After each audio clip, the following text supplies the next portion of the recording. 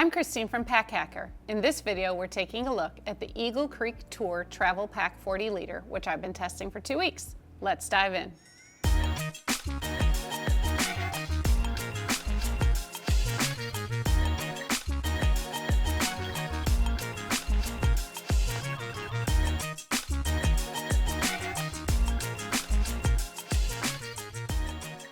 So we have a lot of recycled materials going on around this travel pack. We've got 420D ripstop nylon for this like duffel part, which I will explain more when we get into it.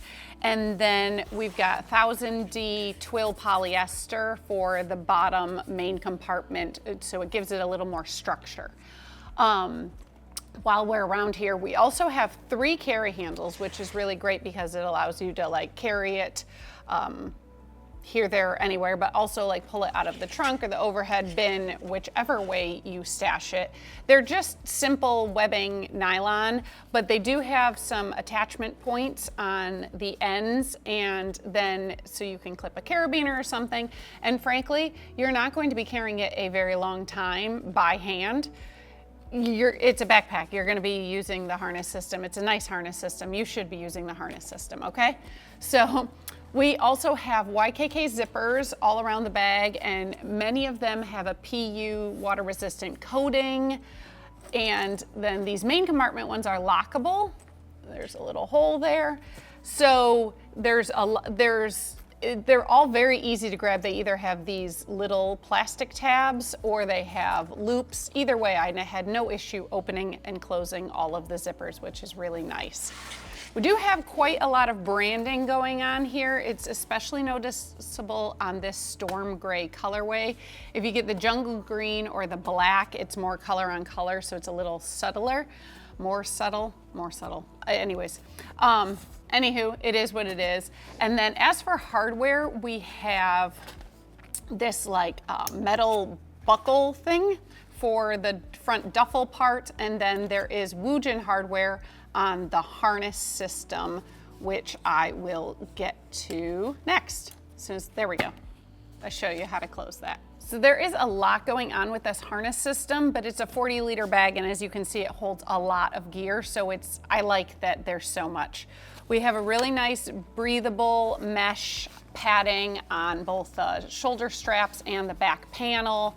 There's some air channels here. It's very breathable. It's also adjustable. I'm really sorry, this is gonna be loud, okay? There's hook and loop fastener here, and so you can slide it up or down depending on if you are taller or shorter, or your torso is rather, and then that moves the shoulder straps to be either closer to the hip belt or not. It moves the pack up and such. I like that because I don't typically fit travel backpacks as well as maybe some taller people, because I am not as tall, and so it's nice to have. The hip belt also can be tucked away behind the back panel if you wish, but if you've got it all packed out like this, you're not going to want to. We've got a sternum strap with a buckle here, and it's on a sliding rail, so it's really nice. And the really nice thing is that the whole thing can get zipped away. There's this cover that also slides in the back panel, and you can zip it up and away when you're going to shove it in the overhead bin. And I do have to say that even if you shove this whole cover and the hip belt in there, you don't feel it. It's padded enough that it doesn't dig into your back, which I really appreciate. So for such a large travel backpack, it is comfortable to hold between the load lifters up here, the sternum strap, the hip belt, which if you're carrying less, I didn't need the hip belt, and that's when I tucked it away. But between all of that and the back panel, like, it all works really well together. I've got this thing packed to the brim, as you will see when I unpack it and show you, but it's really surprisingly comfortable for how large it is. As for aesthetics, it's not my cup of tea. Now, there are other members here at Pack Hacker who really like the look, who think it looks, I don't know, they like it way better than me. It's just not my style. However, if you don't, you know, if you like the look and you like the organization, it's definitely one of those, it appeals to some travelers and not others. So you will have to make that decision as, you know, for yourself. But of course, let's go inside so you can see all the places you have to fill. I'm actually going to start near the back panel because on the side with the carry handle, we have this zipper and it opens the laptop compartment. You can have up to a 15-inch device here, and I've got a 13-inch MacBook in here, and you might be saying, gee, that's a really large travel backpack. Why can't you fit a bigger laptop? Well, this padded laptop sleeve in here, it stops like right where the zipper stops, which is really great because then if you drop it on its top or its bottom, your device is protected from, you know, hitting the ground. So it's just got really nice space on either side to protect your device, hence why you can't put as large of a device in it. Now in front of that we have a slip pocket where you could slide either an e-reader or a tablet if you wanted, or just some other items. And then we have a different slip pocket here where I use my glasses case. It fits really nicely in there, but you could also use it for like a USB hub or a battery bank. And then in front of that one, we have this zippered mesh pocket for accessories. You can see like you're gonna have to, this pushes into the main compartment, so you have to sort of maneuver, but when you're packing it, it's not that big of a deal. Also, if I was looking in as opposed to trying to show you on camera, it's a lot easier. But you can put tech accessories in there, and there is a key clip on a leash. It's short, but it gets the job done, and I tended to just zip up that pocket and leave the leash out so I could just grab it. I liked that it was at the end with the zipper, and then nothing fell out of that pocket en route, which is very nice. And then you have some space in front of there. I've got just like a little packable sling, so you have extra space there. Then zip that up. We're gonna flip around to the top, and you will see there's just this little discreet pocket, and it's the right size for a passport. So you can kind of tuck it up there to be convenient for customs, but not so obvious for people to find. Then on the front, there is a much larger stash pocket for either your phone. I've got a toiletry bag. I've got a mock-up of a Nintendo Switch. You can fit a lot there. I tended to pair this with a sling and sort of keep my phone and wallet there, but you could, you know, put them in there, or you could use that top pocket for that too. I just didn't. And then we have a water bottle pocket on this side. It really, you can see this Hydro Flask kind of maxes it out, so it's not really great for a super fat bottle, but standard width bottles do fine.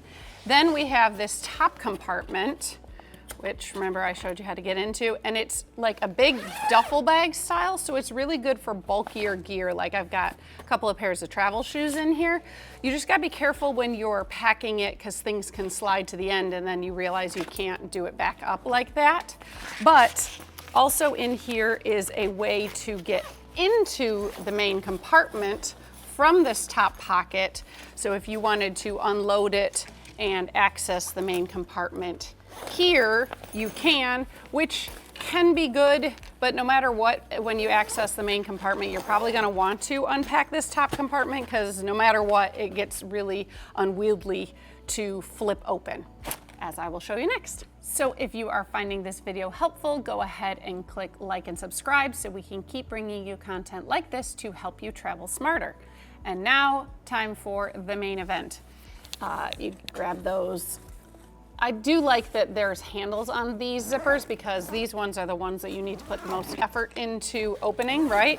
So, and then it just opens fully clamshell like a book, but you see what I mean? Like this lid then is very heavy and very floppy. So I found it easier to unpack that before getting into here. Just an FYI. And then you can see here, this is also the access to that top compartment, which is the floor of the main compartment. You get where I'm going here. On this lid though, we have two large mesh zippers. I failed to grab a hat or gloves, sorry, but they fit really well here. And then this one is smaller. I've got a tech pouch in here. just because that was sort of where my tech pouch fit, but you could really use these sort of as little packing cubes for socks and underwear, or bathing suits, or whatnot if you wanted to, or they just sort of hang out. But they will, like, you can feel this is the bottom of that front compartment, and obviously like everything's sharing space, so you can only fill so much of each section. Now onto the main compartment. Basically we have a big bucket. It has more structured sides, so I found it easier to pack with packing cubes, and then we've got this compression strap with a buckle and adjusters. So I found this easier to pack with packing cubes, and then I've got my toiletry bag here. But you can see this is just really, it's just open space, but you can see everything pushes in. This is, you see the outline of that sling I had in the laptop compartment, because that's pushing in. Here's the water bottle on the side. So this is not the most structured travel backpack I've ever tested. And if you like a lot of open space and you have all these packing cubes and you have pouches and you have all this gear that you already like to use yourself, well then it definitely works really well for that sort of packing. And it really works well for a lot of different types of trips. Like this is gonna take camping, no problem. This is gonna take it if you have a long way to walk from the airport to your destination. And you get caught in the rain. It's gonna handle all of that, but then it's also gonna work just fine, you know, to go on a cruise or whatever too, especially because it will not take up as much room once you unpack. But if you prefer a little more organization and especially structure, it is a floppy bag. So if you don't have it as fully packed out as I do right here, you definitely notice that a lot more. So you got to decide if that's your style, if that's your vibe, if that's how you like to do it. It works out great, and it is easy to fill, and it holds a lot. If it's not your jam, then, you know, maybe the most space in the world isn't going to help. But it is very comfortable, it has a lot of space, and definitely because of the flexibility, it's definitely a great option for some travelers. So there you have it, the Eagle Creek Tour Travel Pack 40 liter. Thanks for keeping it here at Pack Hacker, your guide to smarter travel. We'll see you in the next one.